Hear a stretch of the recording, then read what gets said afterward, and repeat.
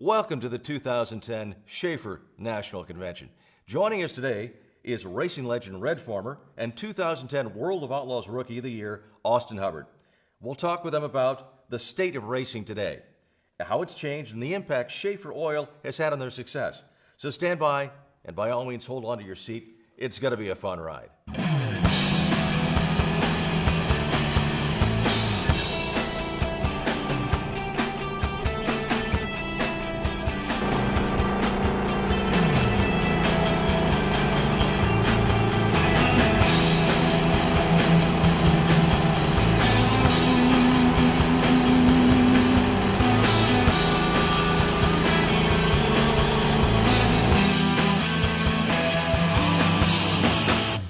Welcome back to our show. We hope you enjoy it. Let's get right to it. Red, let's start with you. You've had a 44-year relationship with Long Lewis Ford, driving the F-97 car.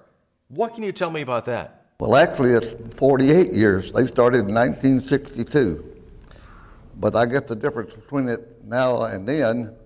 Mr. Burrell, who's a manager of Long Lewis Ford, we shook hands on the deal in 1962, shook hands.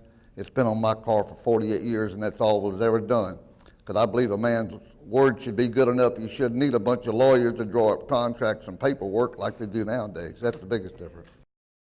Red, what has been some of the biggest changes you've seen over the years?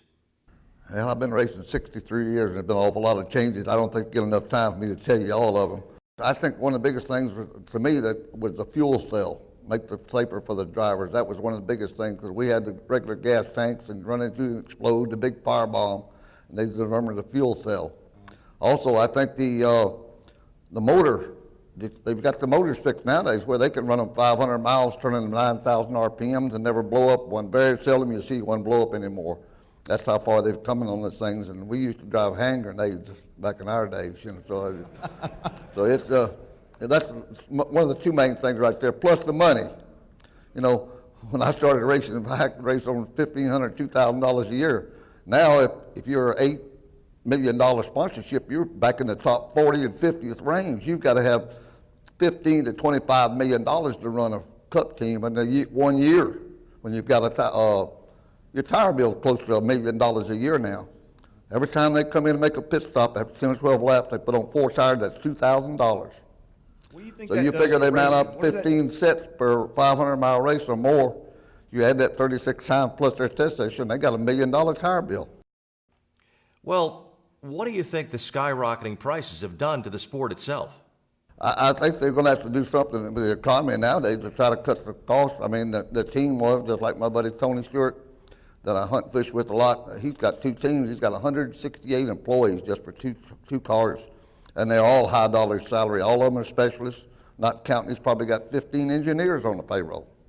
So I think they're going to have to come up with something sooner or later to kind of cut down the cost so you don't take $20 million to run a year. Austin, welcome to our show. What does it mean to be sitting next to such a great racing legend? It's a huge deal. I mean, actually on the airplane over here, I was reading a book, and I read a chapter about him on the way here, and I just couldn't believe it, and I've known a lot about the guy, and I know everything he's done. I just hope to do half the things he's done, so but I'm going to do my best to get there. Red, you were voted one of NASCAR's 50 greatest drivers. What does an honor like that mean to someone like yourself? Well, that probably tops all the honors that I've gotten in Hall of Fames and stuff, is being that, because that was voted on by your peers and people you race with in NASCAR. You know, the first 50 years in all the different divisions, there's probably 10,000, 15,000 drivers included in that deal. To be voted top 50 was quite an honor. And one thing that I'm actually more proud of is the fact that I raced against 49 of them. Well, I was going to talk later on about this when I started, but you know, I got to race against a lot of the greats of NASCAR that started NASCAR back in the pioneer days of the early 50s. And they always say, well, don't you wish you was racing nowadays and making all that big money they got?